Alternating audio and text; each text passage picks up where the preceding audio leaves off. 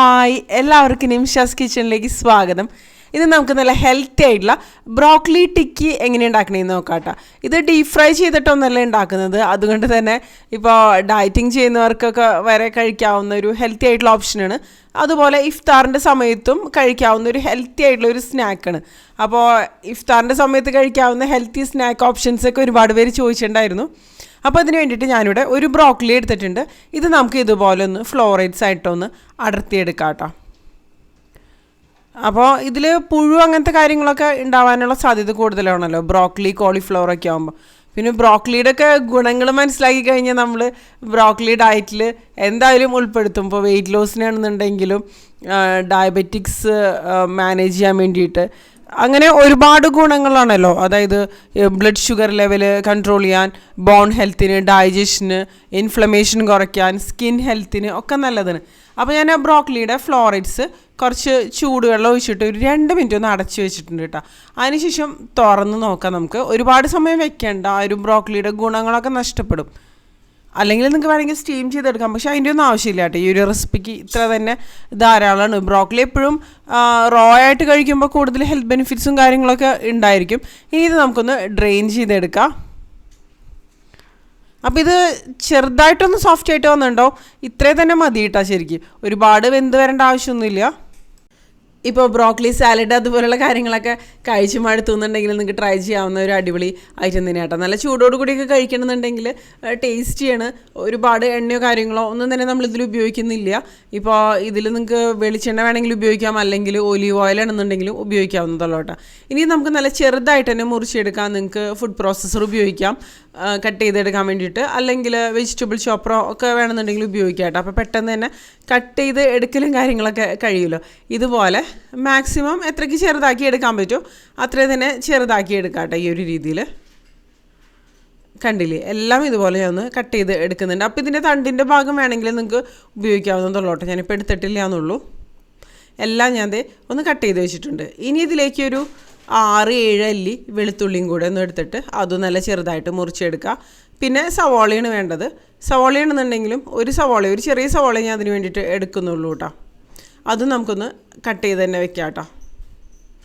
എല്ലാം ഇതിലേക്ക് വേണ്ട എല്ലാ കാര്യങ്ങളും നല്ല ചെറുതായിട്ട് തന്നെയാണ് മുറിച്ച് എടുക്കേണ്ടത്. കാരണം ടിക്കിയുടെ ആ ഒരു ഷേപ്പിൽ നമ്മൾ ചെയ്തെടുക്കുന്ന സമയത്ത് അല്ലെങ്കിൽ അത് പുറത്തേക്ക് വരാനുള്ള സാധ്യത വളരെ കൂടുതലാണ് കേട്ടോ.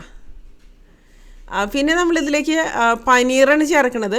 പനീറിന് പകരം നിങ്ങൾക്ക് വേണമെങ്കിൽ ഉരുളക്കിഴങ്ങ് അതായത് വേവിച്ചിട്ട് ഉടച്ചിട്ട് അങ്ങനെ വേണമെന്നുണ്ടെങ്കിലും ചെയ്തെടുക്കാവുന്നുള്ളൂ. നിങ്ങൾ പനീർ കഴിക്കില്ല എന്നൊക്കെ ഉണ്ടെന്നുണ്ടെങ്കിൽ പനീറാകുമ്പോൾ ഒന്നും കൂടിയും പ്രോട്ടീൻ കണ്ടൻറ്റും കാര്യങ്ങളൊക്കെ കൂടുതലാണ്, ഒന്നും കൂടിയും നല്ലതാണ് കേട്ടോ.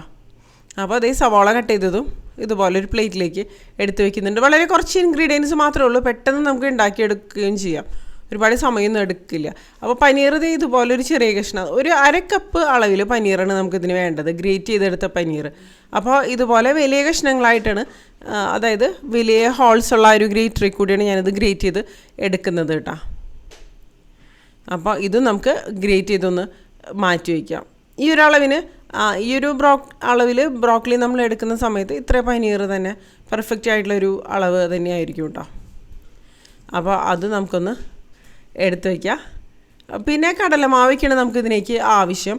അപ്പോൾ കടലമാവ് എടുക്കുമ്പോൾ എപ്പോഴും ഡയറക്റ്റ് അതിലേക്ക് ചേർത്ത് കൊടുക്കാതിരിക്കട്ടെ, കാരണം ആ ഒരു കടലമാവ് കുക്കായിട്ട് വരില്ല. അപ്പോൾ എപ്പോഴും കടലമാവ് എടുക്കുമ്പോൾ ഒന്ന് റോസ്റ്റ് ചെയ്തിട്ട് മാത്രമേ എടുക്കുക. അപ്പോൾ കടലമാവ് റോസ്റ്റ് ചെയ്യാൻ വേണ്ടിയിട്ട് ഞാനിത് ഇവിടെ ഒരു പാൻ എടുത്തിട്ടുണ്ട്. ഇതിലേക്ക് ഒരു 1/2 കപ്പ് അളവിൽ കടലമാവിന് എടുത്തിരിക്കുന്നത്. അത് തീ കുറച്ച് വെച്ചിട്ട് നന്നായിട്ട് റോസ്റ്റ് ചെയ്തെടുക്കാം കേട്ടോ. നല്ലൊരു റോസ്റ്റ് ആയിട്ടുള്ളൊരു മണം വരും, അതുവരെ തന്നെ നമുക്ക് റോസ്റ്റ് ചെയ്ത് വെക്കാം. എന്നിട്ട് അത് തണുക്കാൻ വേണ്ടിയിട്ട് നമുക്ക് മാറ്റി വയ്ക്കാം. നന്നായിട്ട് തണുത്തതിന് ശേഷം മാത്രമാണ് കടലമാവ് നമ്മൾ ചേർക്കുള്ളൂ. അതുപോലെ ആ ഒരു ബ്രോക്കലിയുടെ മിക്സ് ആണെന്നുണ്ടെങ്കിലും തണുത്ത് വന്നതിന് ശേഷം മാത്രമാണ് നമ്മൾ കടലമാവ് അതിലേക്ക് ചേർക്കുള്ളൂ കേട്ടോ. അപ്പോഴാണ് അത് പെർഫെക്റ്റ് ആയിട്ട് തന്നെ മാറുക. അപ്പോൾ അതേ നമ്മുടെ കടലമാവ് റോസ്റ്റ് ചെയ്തതും റെഡി ആയിട്ട് വന്നിട്ടുണ്ട്. ഞാൻ വേറൊരു പാത്രത്തിലേക്ക് മാറ്റി വെച്ചിട്ടുണ്ട്. ഇനി ഇത് ഈ സെയിം പാനിൽ തന്നെ കുറച്ച് എണ്ണയാണ് ഒഴിച്ച് കൊടുക്കുന്നത്. ഒന്നില്ലെങ്കിൽ വെളിച്ചെണ്ണ ഉപയോഗിക്കാം, അല്ലെങ്കിൽ ഒലിവ് ഓയിൽ ഉപയോഗിക്കാം കേട്ടോ. ഇതിലേക്ക് കട്ട് ചെയ്തെടുത്ത ആ ഒരു വെളുത്തുള്ളിയും ഒരു പച്ചമുളക് മുറിച്ചൊന്നും ചേർക്കുന്നുണ്ട്. പച്ചമുളക് വേണമെങ്കിൽ കൂടുതൽ ഉപയോഗിക്കാം കേട്ടോ, എരിവ് കൂടുതൽ വേണമെന്നുണ്ടെങ്കിൽ. പിന്നെ സവാള കട്ട് ചെയ്തത് അതൊന്ന് വഴന്ന് ഒരു 2 മിനിറ്റ് ഒന്ന് വഴന്ന് വന്നതിന് ശേഷം ആ ഒരു പച്ചമണമൊക്കെ മാറി വന്നതിന് ശേഷം മാത്രം സവാള മുറിച്ചതും കൂടെ ഇതിലേക്ക് ചേർത്തിട്ട് ഒന്ന് വഴറ്റിയെടുക്കുക. സവാള ഒരു ബ്രൗൺ ഷെയ്ഡിലേക്കൊന്നും വരേണ്ട ആവശ്യമൊന്നുമില്ല കേട്ടോ, ഒന്ന് വാടി വന്നാൽ മതി. ഇത്രയും തന്നെ മതി. ഇതിലേക്ക് ഇനി ബ്രോക്കലി കട്ട് ചെയ്തതും കൂടെ ചേർത്തിട്ട് നമുക്കൊന്ന് വഴറ്റിയെടുക്കാം കേട്ടോ. അപ്പോൾ ഇതിലേക്ക് ആവശ്യത്തിനുള്ള ഉപ്പ് കാര്യങ്ങളൊക്കെ ഈ ഒരു സമയത്ത് നമുക്ക് ചേർത്ത് കൊടുക്കാവുന്നതുള്ളൂ. അപ്പോൾ അതിന് മുമ്പ് തന്നെ ഞാൻ ഇതിലേക്ക് ഗ്രേറ്റ് ചെയ്ത പനീറും കൂടെ ചേർത്ത് കൊടുക്കുന്നുണ്ട് കേട്ടോ. പനീറും കൂടെ ചേർക്കുമ്പോൾ ശരിക്കും നല്ല ടേസ്റ്റി ആയിട്ട് തന്നെ വരും ഈ ഒരു സംഭവം.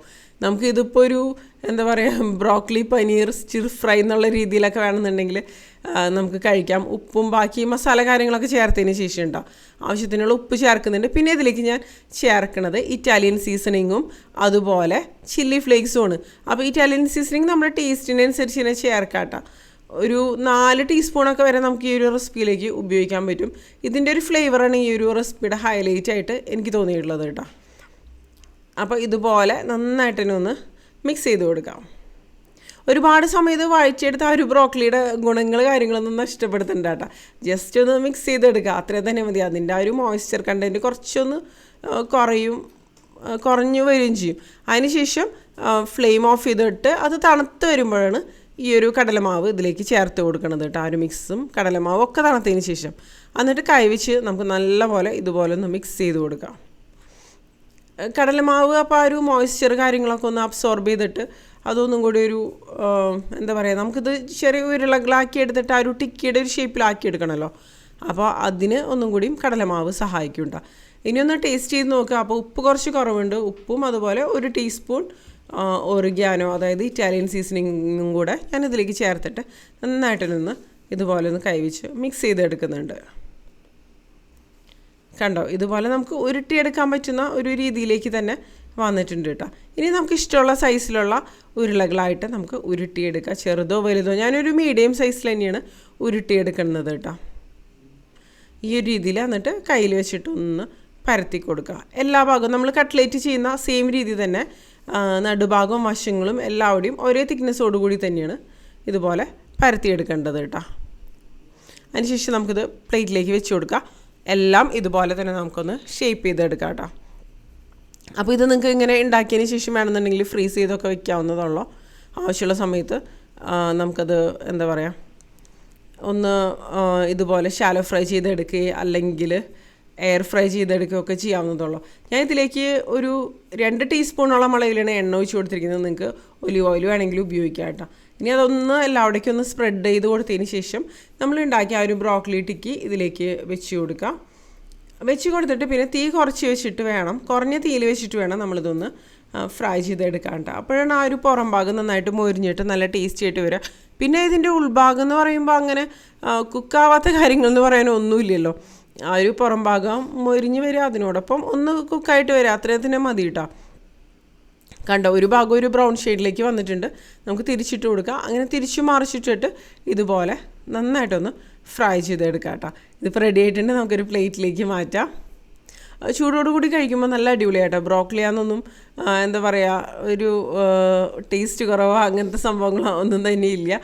ബ്രോക്കലി കിട്ടുകയാണെന്നുണ്ടെങ്കിൽ നിങ്ങൾ ട്രൈ ചെയ്ത് നോക്കുക ഈ ഒരു ഇഫ്താറിൻ്റെ സമയത്ത്. അല്ലെങ്കിൽ കുട്ടികൾക്കൊക്കെ കൊടുക്കാവുന്ന നല്ല ഹെൽത്തി ആയിട്ടുള്ള ഒരു സ്നാക്ക് ഓപ്ഷൻ കൂടിയാണ് കേട്ടോ. ഒരുപാട് എണ്ണയോ കാര്യങ്ങളോ ഒന്നും തന്നെ ഇല്ല.